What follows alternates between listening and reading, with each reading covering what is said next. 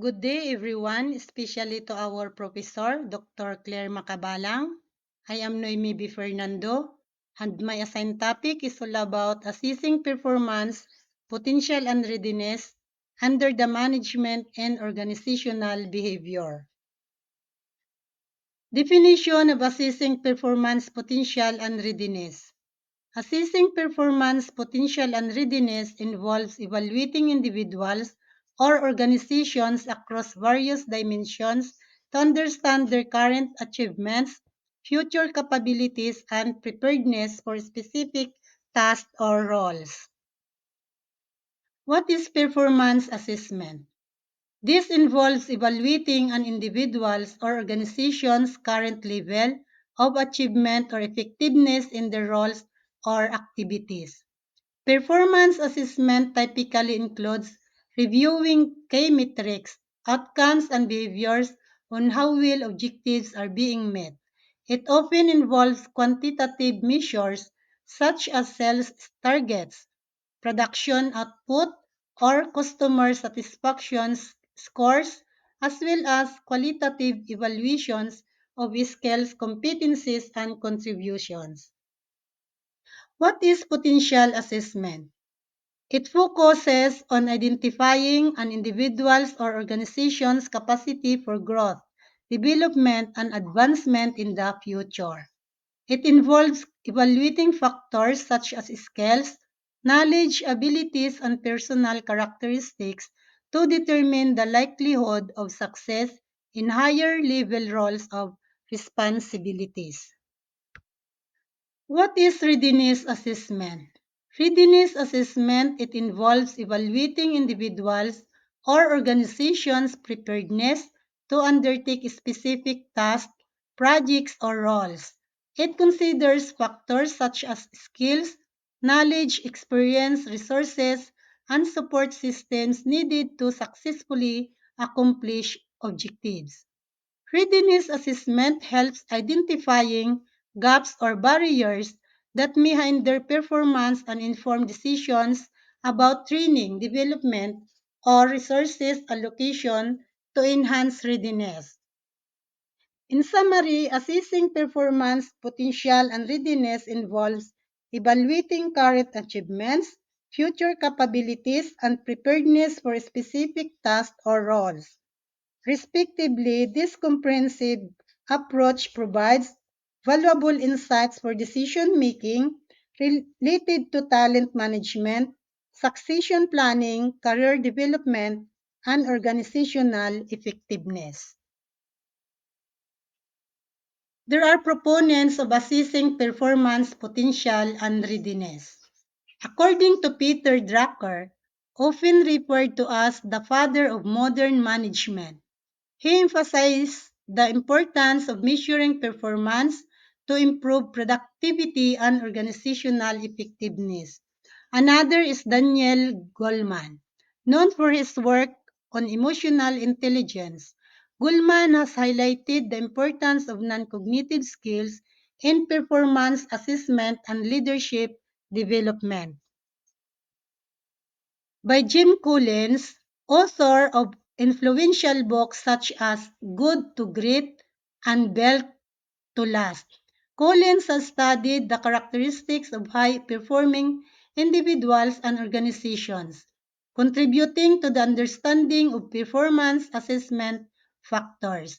Another is Dave Ulrich. He is a leading authority on human resources and organizational effectiveness, advocates for a holistic approach to talent management.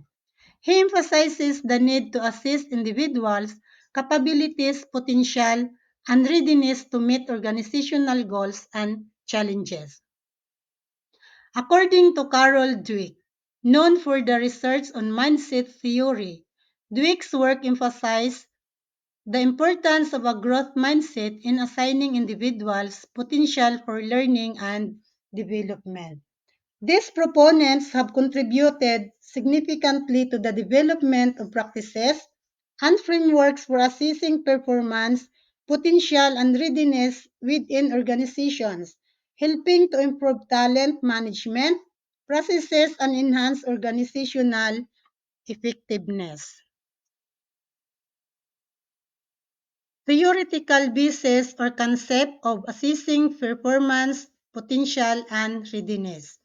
Assessing performance and potential and readiness are crucial aspects of talent management and organizational development. In performance management, we have goal setting theory, management by objective or MBO, and 360 degrees feedback. In goal-setting theory, this theory posits that specific and challenging goals lead to higher performance than vague or easy goals. Performance assessments often revolves around how well an individual has achieved their set goals. In management by objectives, this concept involves setting specific objectives with employees and then periodically reviewing their progress. It emphasizes the importance of clear objectives and continuous feedback.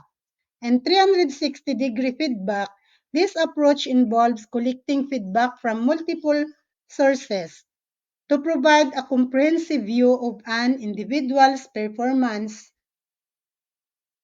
Next, number two is the potential assessment. We have talent identification models, assessment centers, and succession planning. In talent identification models, these models identify key competencies and behaviors associated with high potential employees. Assessment may include evaluating attributes like learning ability, adaptability, leadership, potential, and strategic thinking. In assessment centers, these are simulation or exercises designed to evaluate candidates' potential by observing how they perform in various tasks and situations.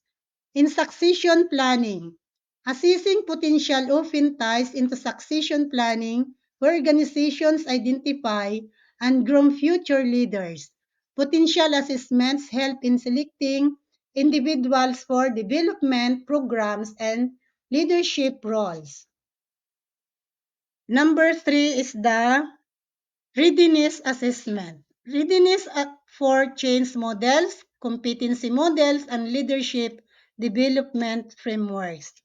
In readiness for change models, these models assess an individual's or team's readiness to adapt to and implement changes with an organization. Factors such as psychological readiness, organizational support, and perceived benefits influence readiness.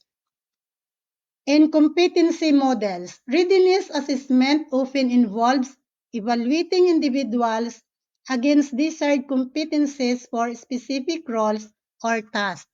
This can include technical skills, interpersonal skills, and emotional intelligence.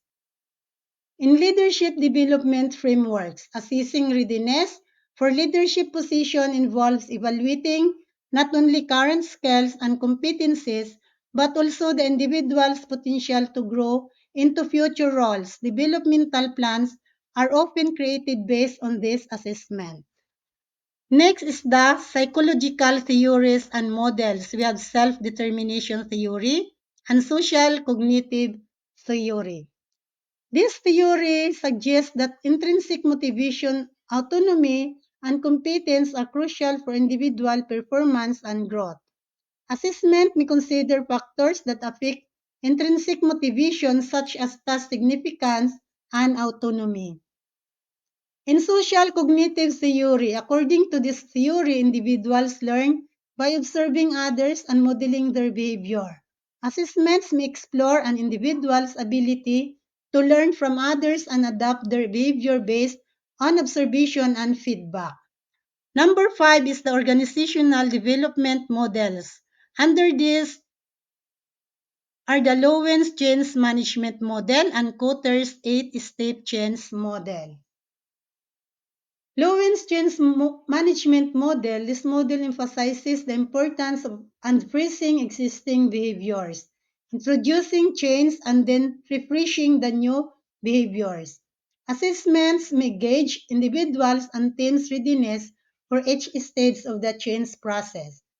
Kotter's eight-step change model is model provides a structure, approach to organizational change starting with creating a sense of urgency and ending with incurring new behaviors in organizational culture. Assessments may focus on each step of the change process to identify barriers and opportunities to success. There are advantages and disadvantages of assessing performance potential and readiness. In advantages, number one is identifying strengths and weaknesses. Assessment processes help individuals and organizations identify areas of strength where they excel and areas that need improvement. Number two, advantages. Informing development plans. By understanding performance potential and readiness, organizations can create targeted development plans to enhance skills and competencies, aligning them organizational goals. Another advantages, succession planning. Assessing potential and readiness enables organization to identify and groom future leaders, ensuring continuity and stability in leadership position. Number four is the motivation and engagement. Providing feedback, providing feedback through assessment can motivate employees to improve their performance and increase their engagement with their work. Number five is enhancing decision making. Performance potential and readiness assessments provides valuable data for making informed decisions related to the promotion assignments and talent management strategies. And the last advantages is the improving organizational effectiveness. By aligning individual capabilities with organizational needs, assessments contribute to overall organizational effectiveness and efficiency. In disadvantages, bias and subjectivity assessment can be influenced by biases of assessors or the subjective nature of the criteria used leading to unfair evaluations. Number two is the limited scope. Assessment may not capture the full range of an individual's abilities or potential as they often focus on specific competencies or behaviors.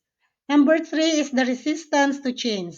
Employees may perceive assessments as threatening or intrusive, leading to resistance and decreased morale, especially if they fear negative consequences. Number four is the overemphasis on performance metrics. Focus on performance metrics may lead to a narrow view of individuals' contributions, neglecting other valuable qualities such as creativity, teamwork, and innovation.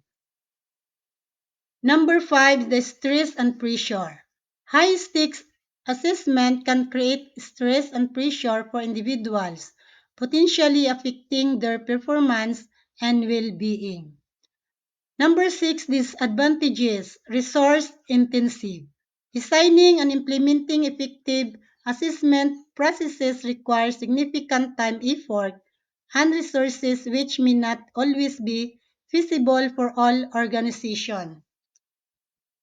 Number seven, inaccuracy and reliability. Assessments may lack reliability and validity if the methods used are not well designed or any of the data collected is incomplete or biased.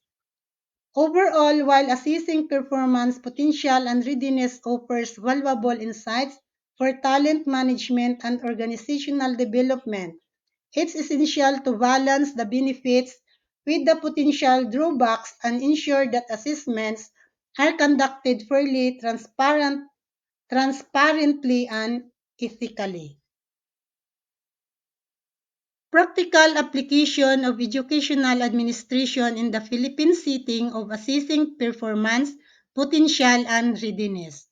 Assessing performance, potential, and readiness in educational administration in the Philippines is essential for improving the quality of education and ensuring the development of educators and students.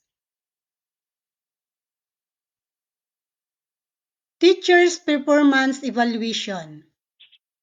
Under the teacher performance evaluation, practical application, educational administration can implement a comprehensive teacher evaluation system that includes classroom observation, students' feedback, and self-assessment.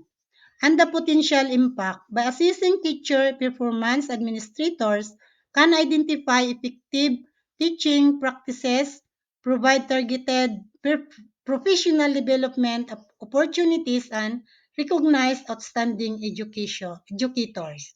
Number two is the potential assessment for leadership roles. Under that, the practical application and potential impact. Practical application, they can use assessment tools such as competency frameworks with leadership potential assessments to identify individuals suited for leadership roles. In potential impact, by providing leadership development opportunities and membership programs, administrators can groom potential leaders and promote career advancement within the education sector. Number three is the readiness assessment for curriculum changes. In practical application, educational administrators can assist the readiness of teachers and schools to implement curriculum changes such as the K-12 curriculum reforms. In potential impact, assessing readiness for curriculum changes helps ensure smooth implementation and adaptation of new educational approaches. Number four is the assessment for school improvement planning. In practical application, educational administrators can use performance data, including student achievement scores, dropout rates, and teachers' turnover rates to assess school performance, and in the potential impact by monitoring progress and adjusting strategies. Accordingly, administrators can drive continuous improvement and enhance overall school effectiveness. Number five is the student readiness assessment. Practical application, educational administrator can assess student readiness for learning through diagnostic assessments such as pre-test and readiness surveys. In potential impact, assessing student readiness helps educators design differentiated instruction and support system tailored to students' needs. In the Philippine educational context, practical application of performance, potential, and readiness assessments requires a systematic approach, stakeholder engagement, and alignment with national educational standards and policies. By leveraging this assessment, effectively, educational administrator can drive positive change, enhance teaching and learning experiences, and contribute to the overall improvement of the Philippine educational system. Thank you for watching and God bless.